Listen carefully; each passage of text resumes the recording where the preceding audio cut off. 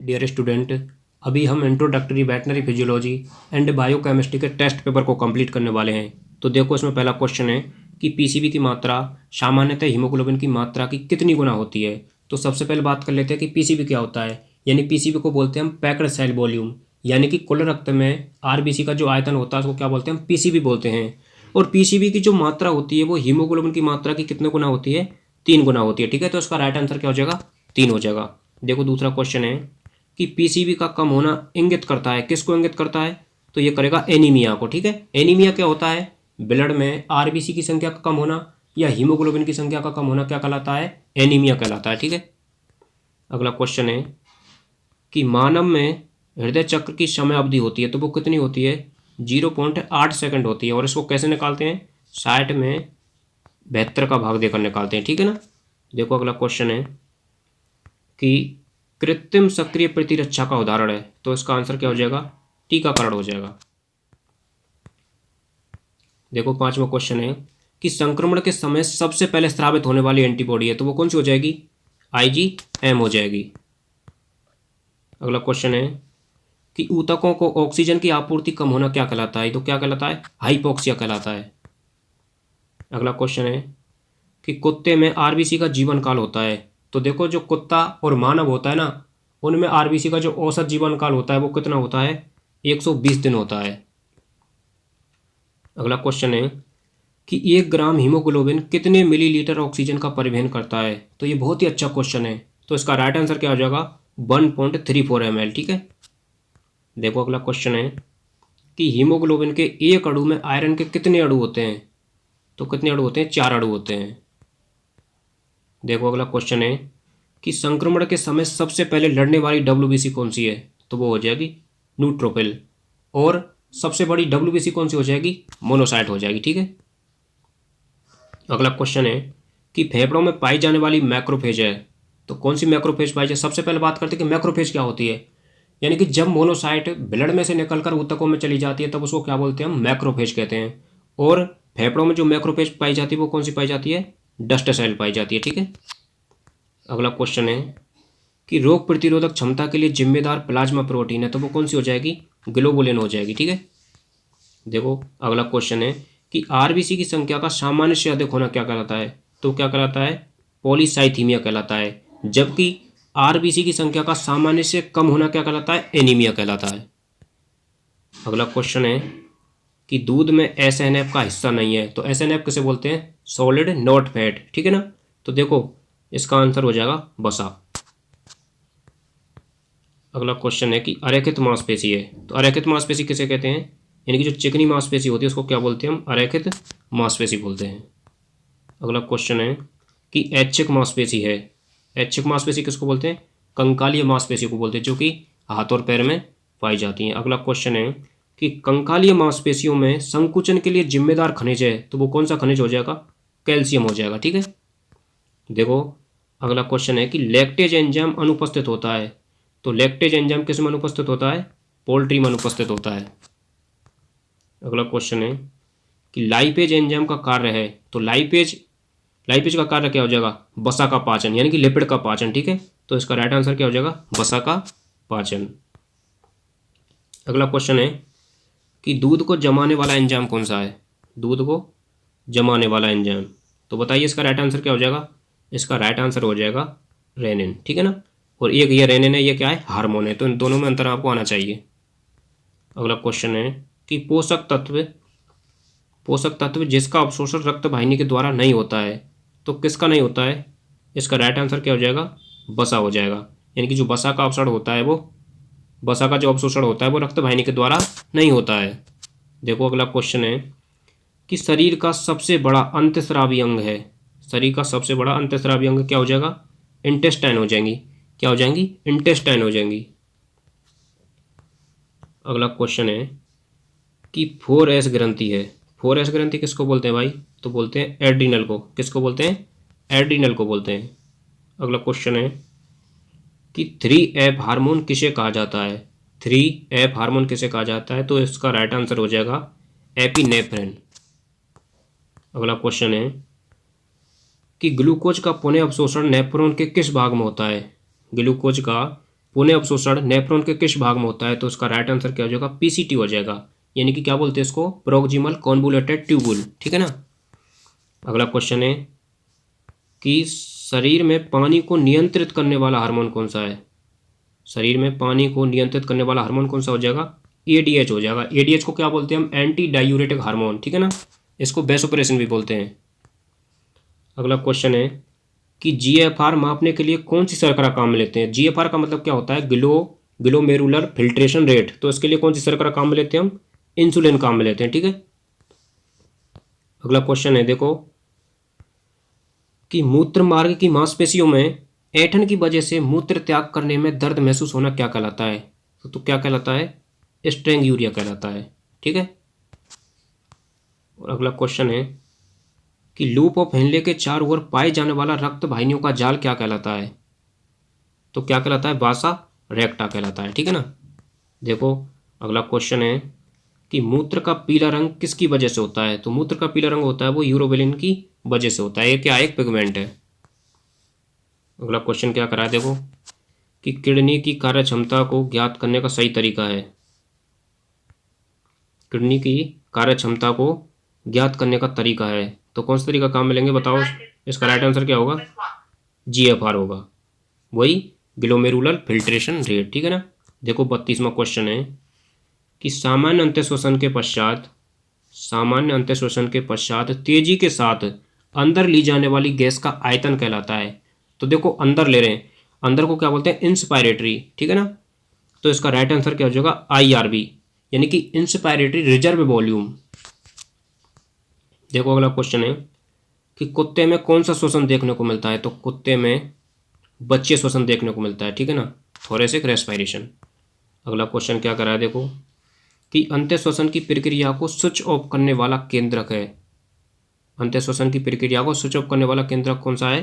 तो इसको बोलते हैं न्यूमोटैक्सिक। क्या बोलते हैं? न्यूमोटैक्सिक। दोस्तों ये 80 क्वेश्चन ऐसे हैं, अगर इनमें से यहाँ पर 70 क्वेश्चन भी आते हैं ना, 60 भी आते हैं, तो वेटनरी से संबंधित कोई सा भी एग्जाम होगा आपको कोई नहीं रोक सकता, ठीक है। ये मैं कर रहा हूँ मेरे विश्वास के साथ।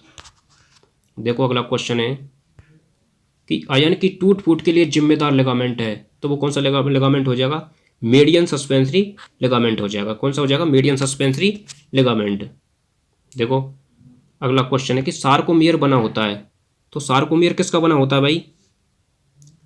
तो इसमें एक तो ए बैंड हो जाएगा और दो हाफ आई बैंड हो जाएंगे, ठीक है। तो इसका राइट आंसर यही हो जाएगा। अगला क्वेश्चन है कि किसकी आरबीसी में केंद्रक उपस्थित होता है? किसकी आरबीसी में केंद्रक उपस्थित होता है? तो इसका राइट आंसर क्या हो जाएगा? मुर्गा हो जाएगा। अगला क्वेश्चन है कि रक्त का सामान्य पीएच होता है, तो रक्त का सामान्य पीएच कितना होता है? 7.4 होता है, ठीक है। अगला क्वेश्चन है कि गाड़ी के पहिए जैसा केंद्रक पाया जाता है, गाड़ी के पहिए जैसा केंद्रक पाया जाता है, तो किस में पाया जाता है भाई? प्लाज्मा सेल में पाया जाता है। किस में पाया जाता है?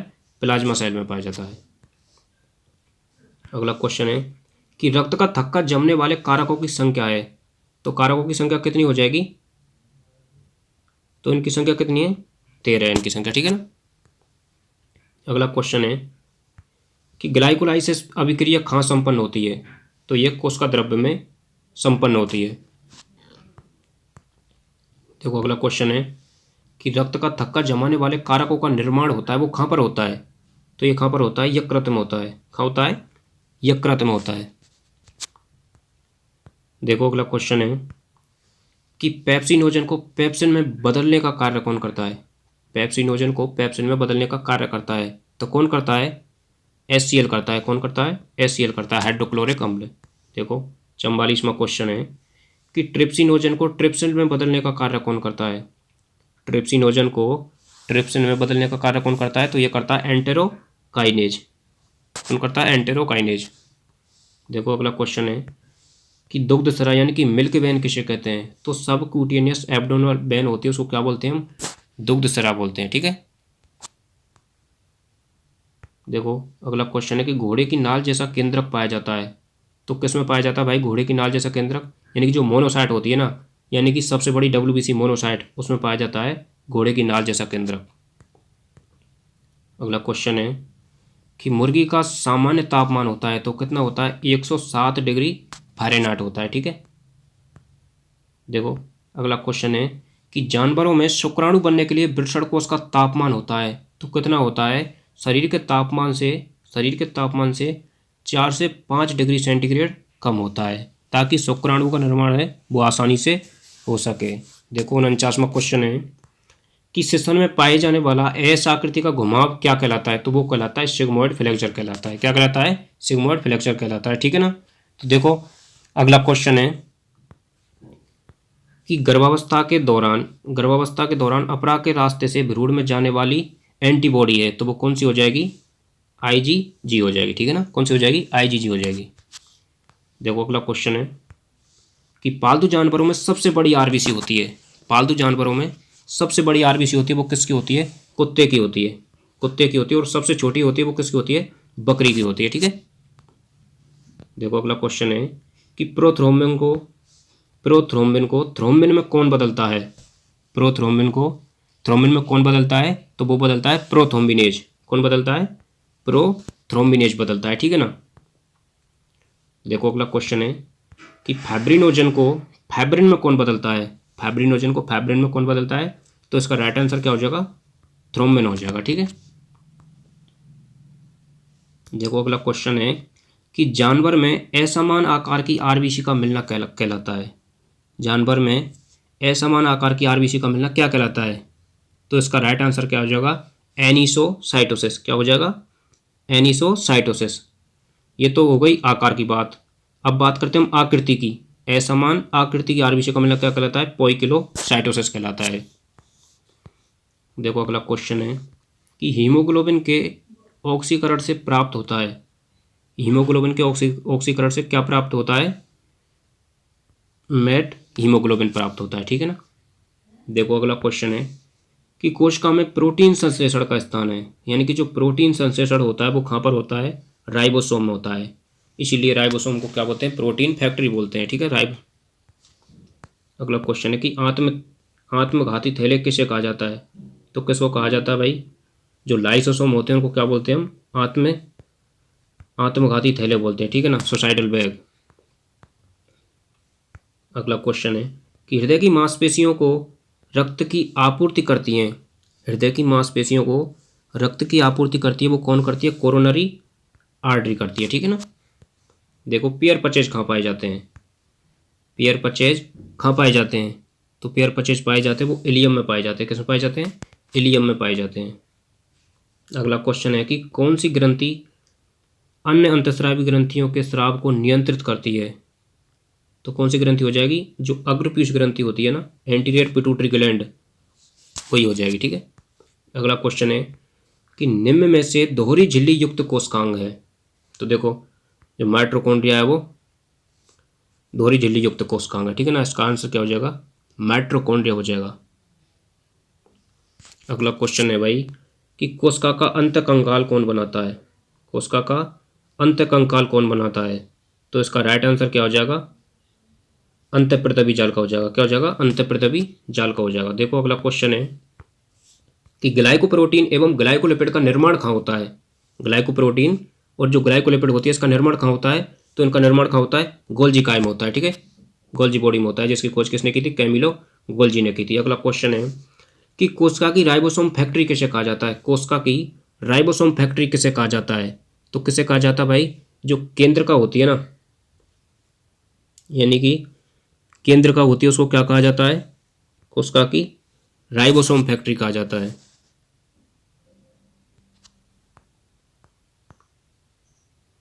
अगला क्वेश्चन है कि शरीर का सबसे छोटा कोशिकांग कौन सा है? शरीर का सबसे छोटा कोशिकांग, तो सबसे छोटा कोशिकांग कौन सा हो जाएगा?